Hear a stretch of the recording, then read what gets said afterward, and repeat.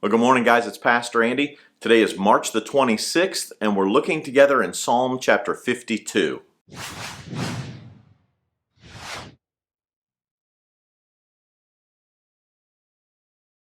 In Psalm 52, we see David is pretty angry. I mean, he's ticked off. He's got two men who are after him. He's got King Saul, and then if you look at the beginning of this chapter, it talks about a man named Doeg the Edomite.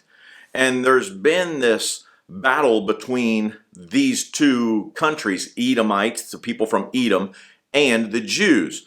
It goes all the way back to where they began. Those that were from Edom were the children of Esau, and the children of Israel were sons of Jacob. So we've got these two brothers that were at battle, and if you remember the story of Jacob and Esau, how Jacob stole the birthright, or Esau sold his birthright, more accurately, to Jacob, and how Jacob was a trickster, and how he took off and all of these things. And we've got a big confrontation between these two. And it passes down from generation to generation all through history. And we find David having a serious problem with one of these children of Edom. And as he's going through this chapter, I mean, he's upset. He says in verse 1, "Why do you boast about your crimes, great warrior?" That great warrior there has the idea of being a big shot, kind of a smart alecky term. Why are you boasting about your crimes, you big shots?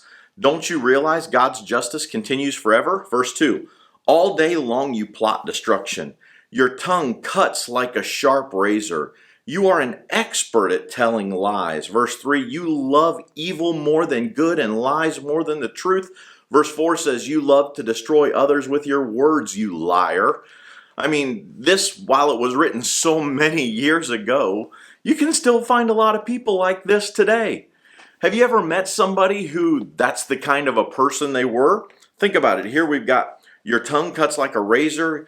You're an expert at telling lies. You love evil. You love lies. You love to destroy others. Have you ever met somebody like that? Have you ever come across someone who just loves to tell lies?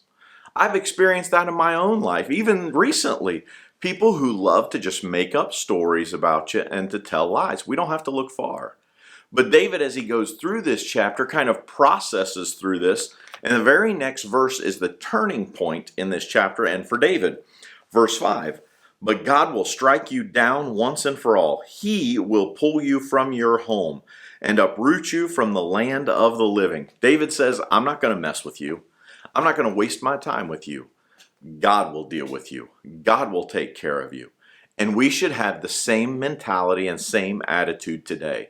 That when people attack, when people lie, when people spread rumors and false things about us, we don't have to defend ourselves. We're not that powerful, but God is. He's all powerful, and He can take care of it better than we ever could. Let God bring judgment on the person who does that to you, and not you yourself. He's more able to, and He does a better job at it. So when we're faced with things like this, we need to let it go. We need to ignore it. We need to allow God to deal with it.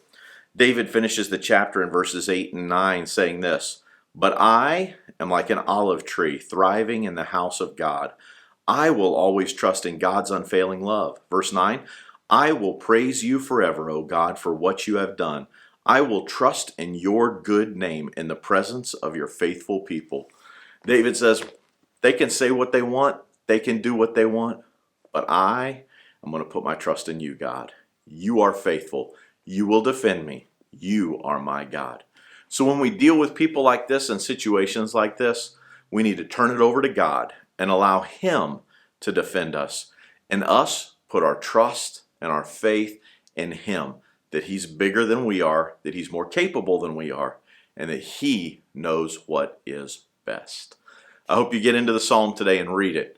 God bless you. I'll see you tomorrow.